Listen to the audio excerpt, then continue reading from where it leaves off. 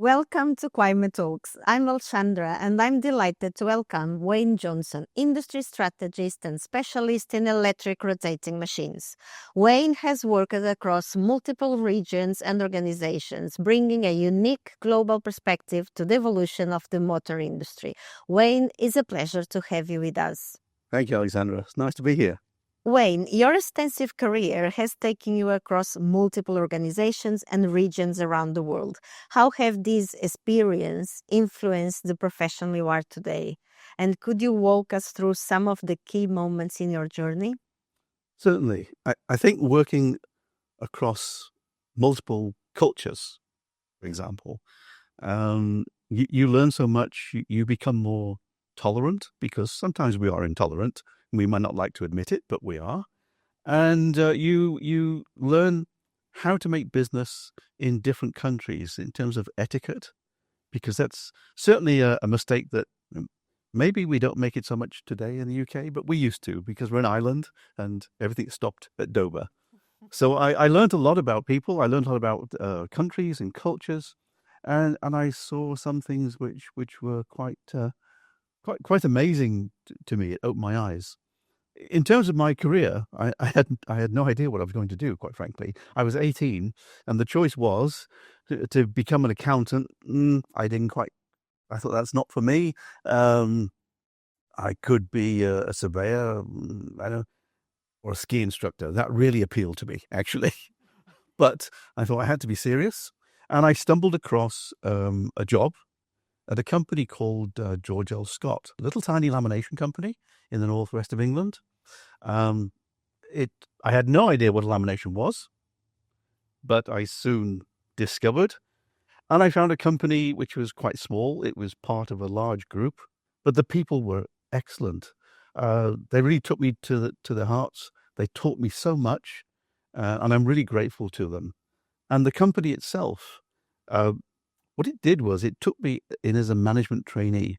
And then my boss said to me, if you're going to be managing director one day, you need to know how everybody works in this company and how difficult it is for them.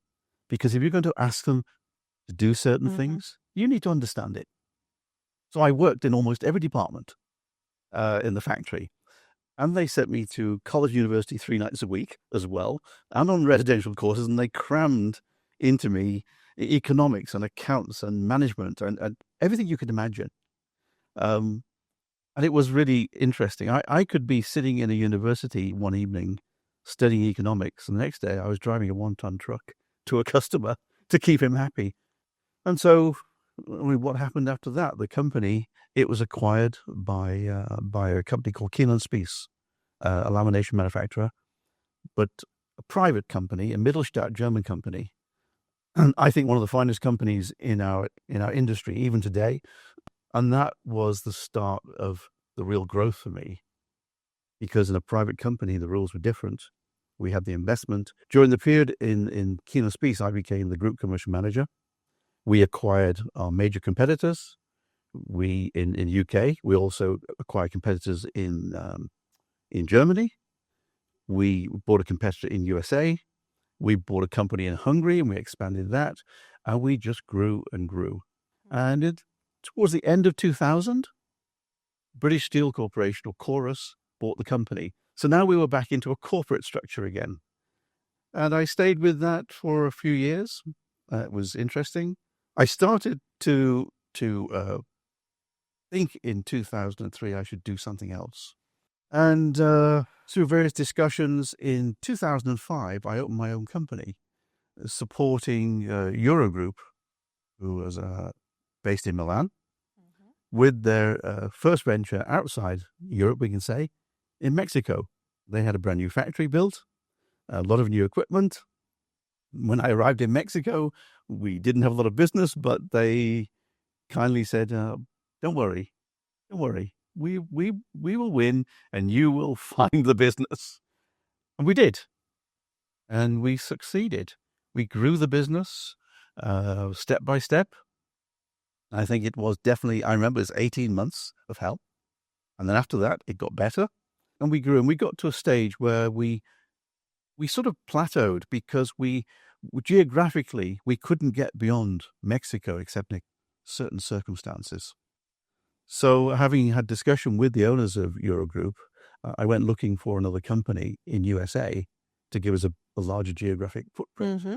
And we bought the company and we grew that business as well. And suddenly, from being just nothing in Mexico with a little bit of business, we were starting to become a reality in North America. We had decided that we were going to show at the Chicago show. And when I looked on the website, I could see that I think it had not long been opened. There may have been one or two smaller companies had decided to contract. And I called CWIEME, we had a discussion, and Eurogroup contracted. I'm not sure whether in that time we took 2 stands and an aisleway. We may have done. We certainly had a very large stand, the largest stand in the show. Almost immediately afterwards, the hall started to fill up. And because I was checking every day, who's contracted. And I thought, we've become a reality. From this little beginning, we have become a reality in North America, and no longer a follower, but we're being followed, which was excellent. That was a great source of pride. And then when we were setting up the stand on the day, I had a little bit of a silly idea. Outside the Donald Stevenson Center, there is a walkway that goes from the exhibition hall to the car park and hotels. And along there is a LED sign advertising already, and it's constantly scrolling. I think across 6 lanes of road. And I looked at that and I thought, now, wouldn't that be great to have our name in lights? So I started to network, and I found a friend of a friend of a friend of a friend, whose friend was the controller of this LED sign. I took the logo and said, do you think we could have these? Please, just, we had a chat. Well, the next day, there was all of Eurogroup being scrolled across there 24 hours a day for the whole duration of the exhibition. So on that day, I called the president, Mr. Sergio Uri. I said, come outside, I want to show you something. And we looked up, and his mouth opened, and I said, Sergio, we did it. We did it. Well, those years ago, we said we would. Our name's in lights. So we continued, and the business grew. We had great success. We added new capabilities. We were in every type of market you can imagine in terms of end product. And that brought me to just over a year and a half ago, well, two and a half years ago, when I decided, I think I'd like to take a break. So I took a break and bought a house in Portugal, in your fine country. Yeah. Under pain of death, my wife said, you'll put a swimming pool in there before you go back to doing anything else. So I did, which was completed last month. And I've been occupied there, basically doing that. I've kept close to the market. Every day I check the market. I check what's happening. And a funny story that came out of that is this logo you see on the board here, this magnolia. When I stopped working, it was as though nobody would believe that I would stop working. You will be able to stop. I'd worked all my life. 50 years I hadn't stopped. And my sons, who by this time are also working in the business, they would call me and say, Dad, this person said, what's your dad doing? That person. And it would happen all over the world. One of my sons lives in China, for example, and people would walk into the office and, what's your dad doing? Where is he? What's he doing? Basically, is he doing something else in laminations with another company or for other companies? And I said to him, tell him I'm planting magnolias, because it was the first tree I put in the garden in Portugal. Oh, fascinating. Thank you so much for sharing your career. Definitely very interesting insights in there. And based on your long career all around the globe, you have been involved in numerous projects over the years. Could you share one or two of your biggest achievements or most impactful projects that stand out to you? Okay, so many projects that we are involved in, particularly now, are normally governed by a certain amount of confidentiality. And so therefore, obviously, I cannot mention names. But I can say that I worked in projects for everything from torpedo motors, aerospace, domestic appliances, EVs, wind generators, pumps. I mean, everything you can imagine. I've been to facilities in USA where all you could take was a pencil and paper. You were not allowed to even to wear a fitness watch. Mm-hmm. I've done a lot of outsourcing. There were many companies making electric motors that made their own laminations. And that's where I really used my knowledge of strategy to understand if it was beneficial for them to stop making their own laminations and outsource it to my clients. And it has to be the right decision. It's not a question of selling the idea. You have to think of the strategy. There are people involved. There's seamless transition. There's movement of equipment. There may be approvals. The list is endless. I can imagine. And it takes a long time to put it all together to understand, is this really a good move for both? And then I would present it and discuss it with the various people. And I've been very successful with that. And there are certain reasons behind that as well. Because you can bring innovation, you can bring cost savings, actually. They're not always clearly apparent, but it's possible. But it's a complete strategy, as I said. It takes a long time, and we did a lot of that in USA and a little bit in Mexico. And when I was with Keeneland Spies, we did quite a bit. It's a good way forward because then you can specialize. And I'm a great believer in the outsource. I think it brings benefits to both. Biggest achievement, I'm going to say, is people. I'm getting outsourcing, getting new business, finding companies, building companies. That's my job. I enjoy it.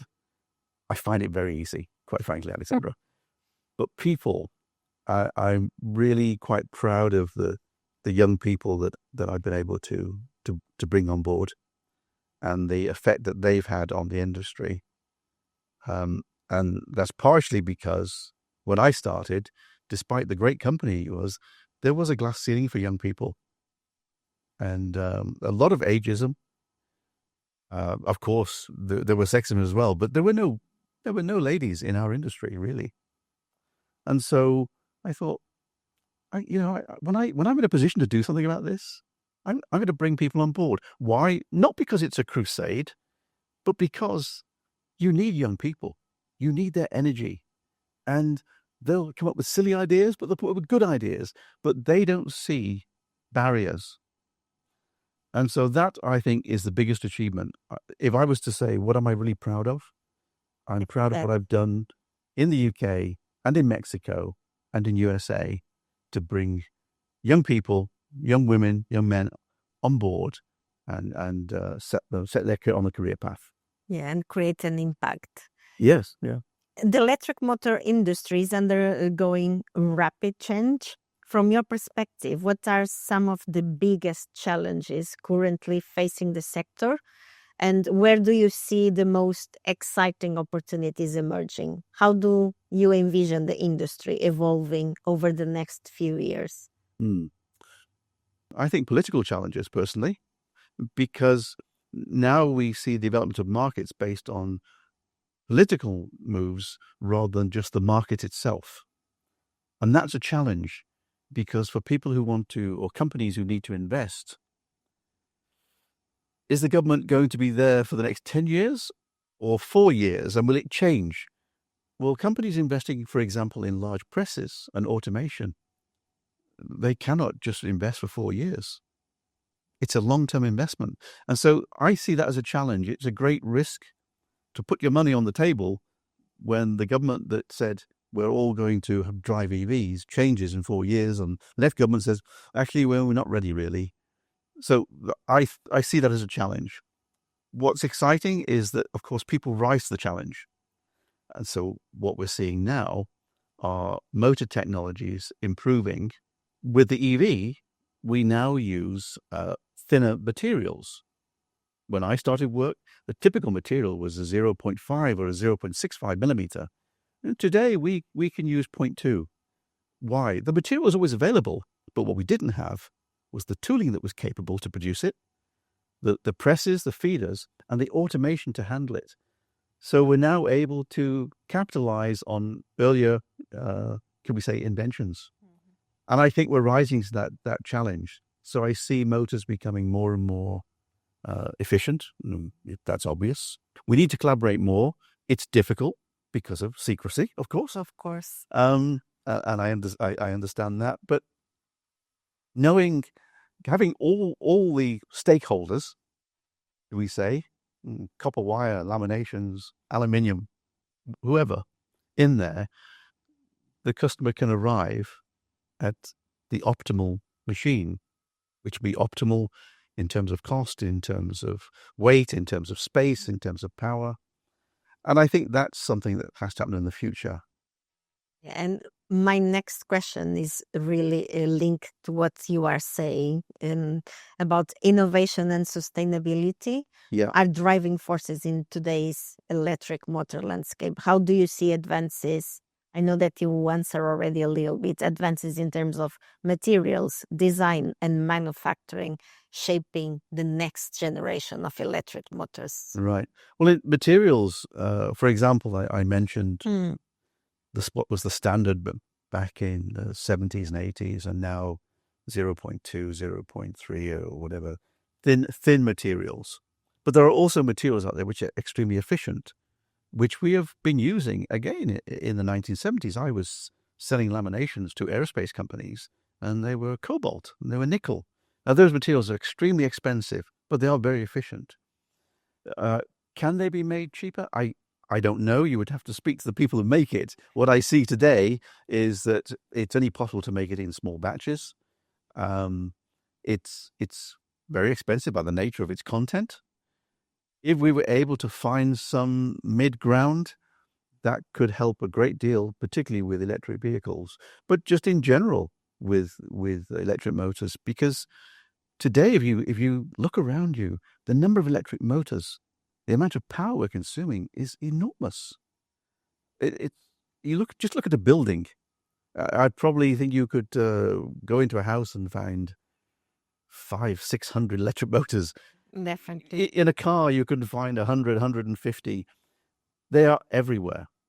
So we need to be more efficient, but that will also come from the products that are using the electric motor. So it's a package.